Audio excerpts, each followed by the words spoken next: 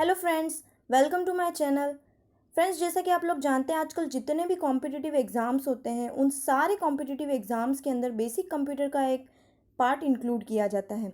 जैसे वो exam SSC का हो, चाहे बैंक का हो, चाहे वो रेलवे का हो, चाहे कोई भी एग्ज़ाम हो, उन सभी के अंदर कंप्यूटर का एक पार्ट इंक्लूड होता है। और स्टूडेंट्स यही सोचते हैं कि कहाँ से इन सारे टॉपिक्स को पढ़ा जाए ताकि उनको बहुत ही अच्छे तरीके से समझ में आ जाए।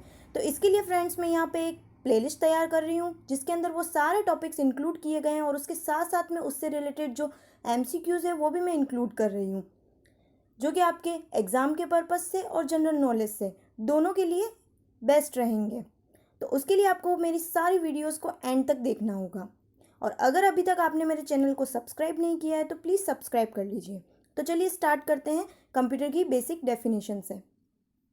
Computer is an electronic machine which take data from user as input and perform arithmetic and logical calculation on that data and give results as output और information। कहने का मतलब ये है कि कंप्यूटर एक ऐसी इलेक्ट्रॉनिक मशीन होती है जो डेटा को यूज़र से इनपुट की तरह लेती है, फिर उसके ऊपर ऑपरेशंस को परफॉर्म करती है और उसका जो भी रिजल्ट होता है वो आउटपुट की तरह जनरेट होता है।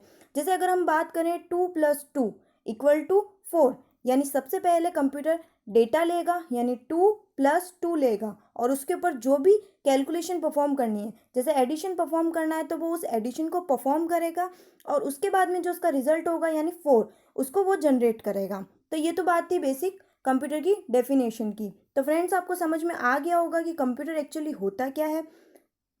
फिर बात आती है कि कंप्यूटर वर्ड डेराइव हुआ है कंप्यूट से, जिसका मतलब होता है कैलकुलेटिंग मशीन, यानी ये एक संगणक यंत्र होता है जो सारी कैलकुलेशंस को परफॉर्म करता है। यानी जितनी भी मैथमेटिकल कैलकुलेशंस होती है, जितने भी लॉजिकल ऑपरेशंस होते हैं, उन सभी को कंप्यूटर परफॉर्म करता है।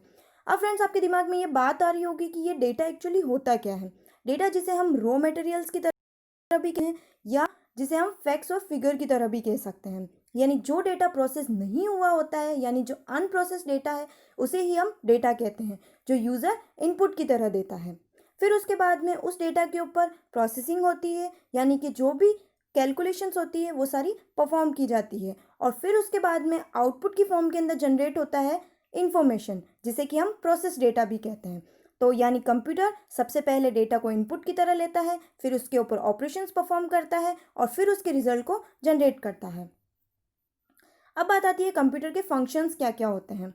सबसे पहला फंक्शन है इनपुट। इनपुट का मतलब ये हो गया कि कंप्यूटर डेटा को यूज़र के द्वारा इनपुट की फॉर्म के अंदर लेता है। यानी इसका मतलब ये हो गया, जैसा कि मैंने आपको अभी बताया, 2+2, जो कि क्या कर रहा है, ये एज अ इनपुट की तरह ले रहा है। इसी तरीके से ये डेटा अब कहाँ पर जाएगा कंप्यूटर के अंदर, कहीं ना कहीं जाकर के तो स्टोर होगा ना, नहीं तो वो डेटा कंप्यूटर से हट जाएगा। तो उसके लिए मेमोरी का यूज़ किया जाता है, जो डेटा और इंस्ट्रक्शन को स्टोर करके रखती है और जब कभी भी यूज़र को उसकी नीड होती है तो उसे वापस से रिकॉल करके ले लिया जाता है। जैसे मैंने एक बार 2+2 डेटा स्टोर कर लिया मेमोरी के अंदर और उसका रिजल्ट भी वहाँ पे जाकर के स्टोर हो जाता है। अब वहाँ से अगर हमको वापस से वो डेटा चाहिए तो हम उसे रिकॉल कर सकते हैं। थर्ड पॉइंट आता है प्रोसेसिंग। प्रोसेसिंग का मतलब ये होता है कि जितने भी अर्थमेटिक और लॉजिकल कैलकुलेशन होती है जो कि डेटा के ऊपर परफॉर्म की जाती है, जैसे एडिशन हो गया, सब्ट्रैक्शन हो गया या फिर कोई भी कैलकुलेशन, वो लॉजिकल भी हो सकती है और वो अर्थमेटिक भी हो सकती है। जैसे हम प्रोग्राम्स बना करके भी उनके ऊपर कैलकुलेशन परफॉर्म करते हैं। अब प्रोग्राम्स क्या होते हैं, जो कि सेट ऑफ इंस्ट्रक्शंस होते हैं, उनको हम आने वाली वीडियोस के अंदर देखेंगे।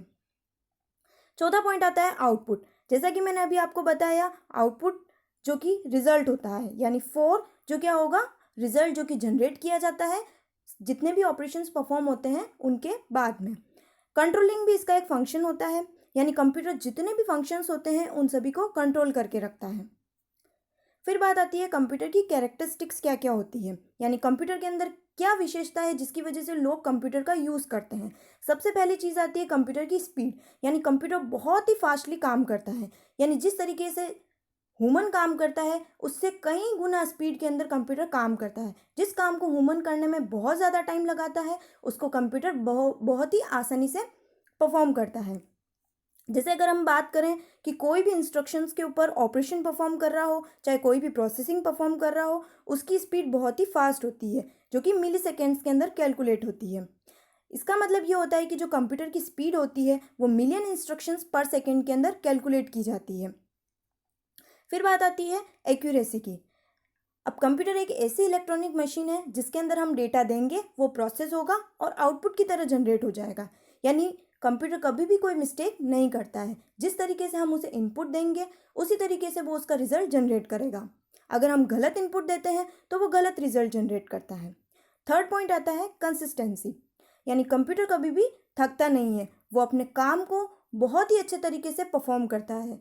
यानी अगर वो प्रोसेसिंग परफॉर्म कर रहा है तो उन सारे ऑपरेशंस को एक साथ वो सही तरीके से परफॉर्म करता है।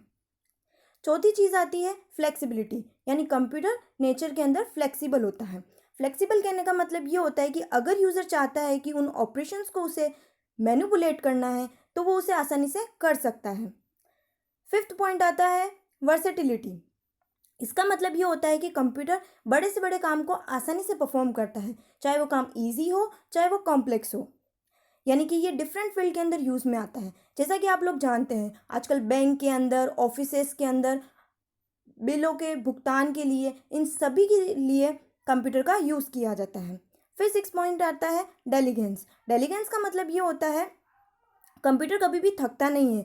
यानी जिस तरीके से ह्यूमन के अंदर प्रॉब्लम्स होती है कि वो सैड हो जाता है, डिप्रेस हो जाता है, लेकिन कंप्यूटर एक ऐसी इलेक्ट्रॉनिक मशीन है जिसके अंदर ये सारी चीज़ें नहीं होती है। यानी ह्यूमन लाइक प्रॉब्लम्स नहीं होती है। सेवन पॉइंट आता है रिलायबिलिटी। इसका मतलब ये होता है कि कंप्यूटर एक रिलायबल मशीन होती है जो कि GI GO के ऊपर बेस्ड होती है। यानी गार्बेज इन गार्बेज आउट। अगर यूज़र उसको सही तरीके से इनपुट देगा तो उसके ऊपर ऑपरेशन भी वो सही तरीके से परफॉर्म करेगा और उसका रिजल्ट भी 100% एक्यूरेट देगा। लेकिन अगर यूज़र ने इनपुट ही गलत दिया है तो उसके ऊपर प्रोसेसिंग परफॉर्म करेगा और उसका रिजल्ट गलत ही आएगा। इसलिए इसे हम रिलायबल मशीन कहते हैं।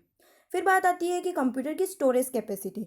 कंप्यूटर बहुत ही लार्ज अमाउंट डेटा को एक छोटे से स्टोरेज डिवाइस के अंदर स्टोर करके रखता है, जैसा कि हमने बोला है मेमोरी। फिर बात आती है इंफॉर्मेशन रिट्रीवल की। यानी कि एक बार जब हम कंप्यूटर के अंदर डेटा को स्टोर कर लेते हैं तो वो कभी भी लॉस नहीं होता है। यानी कंप्यूटर के अंदर स्टोरेज कैपेसिटी बहुत ही हाई होती है जिसकी वजह से वो इन्फॉर्मेशन को स्टोर करके रख सकता है और जब कभी भी हमें चाहिए हम उसे रिकॉल कर सकते हैं। बेसिकली कंप्यूटर की मेमोरी के अंदर ही डेटा को स्टोर किया जाता है। अब ये भी दो तरीके से होता है, ये टेम्परली भी हो सकता है और परमानेंटली भी हो सकता है, जो कि हम आने वाली वीडियोस के अंदर देखेंगे। फिर बात आती है कंप्यूटर के एडवांटेजेस क्या होते हैं। यानी कौन कौन से फील्ड होते हैं जहाँ पे हम कंप्यूटर का यूज़ करते हैं। फ्रेंड्स, हम जानते हैं कि आजकल जितनी भी चीज़ें होती है, जितने भी फील्ड्स होते हैं, उन सभी के अंदर हम कंप्यूटर का यूज़ करते हैं। जैसे एजुकेशन के अंदर देख लेते हैं, यानी अगर पढ़ाई के लिए इस्तेमाल किया जा रहा है तो वहाँ पे भी कंप्यूटर का यूज़ किया जाता है। जैसे बड़े से बड़े डॉक्यूमेंट को बहुत ही ईजिली कंप्यूटर के अंदर बनाया जा सकता है, जिसके लिए हम माइक्रोसॉफ्ट वगैरह इनका यूज़ करते हैं। दूसरा आता है ट्रेड। जितने भी ट्रेडिंग से रिलेटेड काम होते हैं, यानी जितना भी मटेरियल आता है या कोई सेलिंग होती है, परचेसिंग होती है, उन सभी की डिटेल्स, या कोई कंज्यूमर है तो उसकी डिटेल, या फिर जितना भी डेटा है उससे रिलेटेड, वो सारा कंप्यूटर के अंदर स्टोर रहता है, जो कि डेटाबेस के अंदर स्टोर रहता है। अब डेटाबेस क्या होता है, जिसे हम कलेक्शन ऑफ डेटा कहते हैं, जो हम आने वाली वीडियोज़ के अंदर कवर करने वाले हैं। मेडिकल सेक्टर के अंदर भी कंप्यूटर का बहुत ज़्यादा इस्तेमाल होता है। चौथी चीज़ आती है एंटरटेनमेंट। जितने भी गेम्स होते हैं, लाइक वीडियो गेम्स होते हैं, ऑनलाइन गेम्स होते हैं, या फिर कोई भी मूवीज़ हो गई या ऑडियोज़ हो गई, वीडियोज़ हो गई, उन सभी के लिए हम कंप्यूटर का यूज़ करते हैं। फिर बात आती है रिसर्च वर्क के अंदर। रिसर्च वर्क का मतलब ये हो गया कि जितनी भी साइंटिफिक कैलकुलेशन होती है उसके लिए भी हम कंप्यूटर का यूज़ करते हैं। इसी तरीके से एस्ट्रोलॉजी के सेक्टर के अंदर भी इसका यूज़ किया जाता है। सबसे मेन पॉइंट ये आता है कि इसका यूज़ हम इंटरनेट के अंदर करते हैं। बेसिकली इंटरनेट होता क्या है, जिसे हम कलेक्शन ऑफ नेटवर्क की तरह समझ सकते हैं। अब नेटवर्क क्या होता है, नेटवर्क होता है कलेक्शन ऑफ कंप्यूटर जिनको हम आपस में एक दूसरे से जोड़ देते हैं और वो डेटा और इंस्ट्रक्शंस को आपस में शेयर करते हैं। इसे हम कहते हैं नेटवर्क, और नेटवर्क मिलकर के बनाते हैं इंटरनेट। और इंटरनेट का यूज़ आजकल सभी सेक्टर के अंदर होता है। फिर इसी तरीके से बात आती है बैंक्स के अंदर, यानी जितने भी ट्रांजेक्शन्स परफॉर्म हो रहे हैं, कस्टमर की जितनी भी डिटेल्स होती है, वो सारी भी स्टोर करने के लिए हम कंप्यूटर का यूज़ करते हैं। बड़े बड़े ऑफिसेस के अंदर, ऑर्गेनाइजेशन के अंदर भी कंप्यूटर का यूज़ किया जाता है। जितने भी बिल्स होते हैं उनके पेमेंट के लिए, जैसे आजकल जितने भी बिल्स हैं जो ऑनलाइन पे किए जाते हैं, जैसे पेटीएम हो गया, गूगल पे हो गया, फ़ोन पे हो गया, ये सारे इसके एक एग्जाम्पल्स होते हैं जो कि कंप्यूटर का यूज़ करते हुए होते हैं। ई गवर्नेंस के अंदर भी इसका यूज़ किया जाता है, जैसे कोई रेलवे रिजर्वेशन किया जा रहा है, या फिर कोई बिल पेमेंट किया जा रहा है, या फिर कोई भी ऑनलाइन काम जो हो रहा है, उन सभी के अंदर कंप्यूटर का यूज़ किया जाता है। सो बेसिकली ये है कंप्यूटर के एडवांटेजेस जो हम डेली लाइफ के अंदर इस्तेमाल करते हैं, यानी एजुकेशन के अंदर, एंटरटेनमेंट के अंदर, मेडिकल के अंदर, जो भी ट्रेड्स होते हैं उनके अंदर, रिसर्च वर्क के अंदर, इंटरनेट के अंदर, बैंक्स के अंदर, ऑफिसेस के अंदर और ई गवर्नेंस, इन सारे फील्ड्स के अंदर हम कंप्यूटर का यूज़ करते हैं। ये तो थे कंप्यूटर के एडवांटेजेस कि कहाँ कहाँ पे हम इसको यूज़ में लेते हैं और इसका क्या क्या लाभ है। अब बात आती है कंप्यूटर के डिसएडवांटेजेस की। तो सबसे पहली चीज़ आती है थिंकिंग एबिलिटी, यानी आजकल सब लोग कंप्यूटर का इस्तेमाल करते हैं, यानी जितने भी काम किए जाते हैं वो सारे कंप्यूटर के थ्रू किए जाते हैं। तो इसका एक ये डिसएडवांटेज ये हो जाता है कि ह्यूमन ने सोचना ही छोड़ दिया है, यानी वो अपनी प्रॉब्लम्स को डायरेक्टली कंप्यूटर को दे देता है, वो खुद उस चीज़ के ऊपर नहीं सोचता है। दूसरी चीज़ आती है computers breakdown, when they don't work it stop companies and people working. इसका मतलब ये होता है कि जब कंप्यूटर काम नहीं कर रहा है, यानी बाय के चांस कुछ ऐसा हो जाता है जिसकी वजह से कंप्यूटर स्टॉप हो जाते हैं, तो उसकी वजह से कंपनीज का काम भी रुक जाता है और उनको बहुत बड़ा लॉस होता है।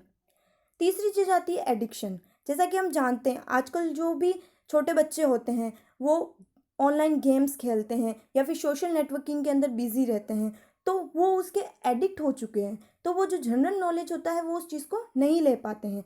ये भी इसके अंदर एक प्रॉब्लम होती है। चौथा आता है conversation. People are spending less time communicating with the people face to face, यानी कि कंप्यूटर की वजह से लोग आजकल फेस टू फेस बात करना भूल गए हैं। इसका मतलब ये है कि वो दिन भर सोशल साइट्स के ऊपर बिजी रहते हैं, जिसकी वजह से वो आपस में कन्वर्सेशन भी नहीं कर पाते हैं। फिर बात आती है लेक ऑफ एक्सरसाइज की, यानी जितने भी चिल्ड्रंस होते हैं और एडल्ट्स होते हैं वो अपना मैक्सिमम टाइम कंप्यूटर और लैपटॉप्स के ऊपर बिजी रहते हैं, जो उनकी हेल्थ के ऊपर भी गलत इफेक्ट डालता है। इसी तरीके से बहुत सारे स्कैम्स होते हैं, जैसे फ्रॉड हो जाते हैं, या फिर कोई भी मनी ट्रांसफ़र हो रहा है तो कोई भी हैकिंग हो जाती है, उसकी वजह से भी डेटा लॉस हो जाता है और बहुत सारा नुकसान होता है। हार्मफुल टू द एनवायरनमेंट, इसी तरीके से ये एनवायरनमेंट के लिए भी हार्मफुल होता है।